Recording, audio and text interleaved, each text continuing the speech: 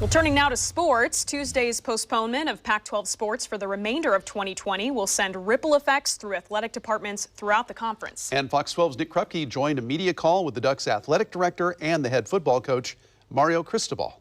Zero football being played out west in the fall is certainly unheard of, but also the reality for Mario Cristobal's Ducks, who were a preseason top 10 and coming back to repeat as conference champs. It was painful. The pain is temporary for Coach Cristobal's Mid of Oregon. It's different, but it's different in a positive way in the sense that I don't know if there's ever a time in the history of modern sports where a young generation like this has had the opportunity to take more time to work on their craft, to legitimately take a deeper dive into the academic side of things and advance themselves academically, make more progress towards their diploma.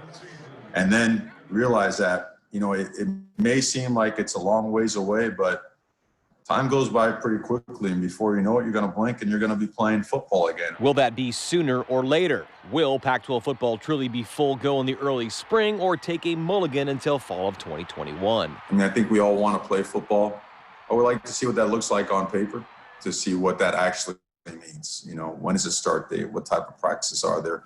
What does that mean for the following season? And what does that calendar look like as well? And then that's always going to be the biggest question, right? How much football can you play in a certain amount of time? Mario has called these times a great test of culture. And while the Rose Bowl champs can't take the field until perhaps after New Year's Day, this rare downtime is think time. Building our team from the neck up, between the ears, mentally, is, especially in a time like this, is going to be, in my opinion, the most important thing we do. The Pac-12 postponement affects far more than just football. Soccer, volleyball, cross country now, and the winter ball remains up in the air for hoops, who already lost the glory of March Madness last season. One of the things that's most difficult for our student athletes is the anxiousness, the uncertainty.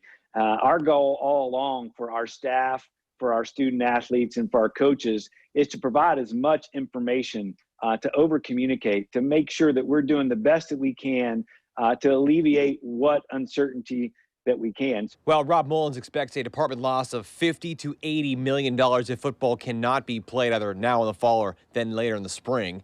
He says cutting sports, the 20 there at the University of Oregon, would be a last resort. Reporting from home, Nick Krupke, Fox 12 Oregon.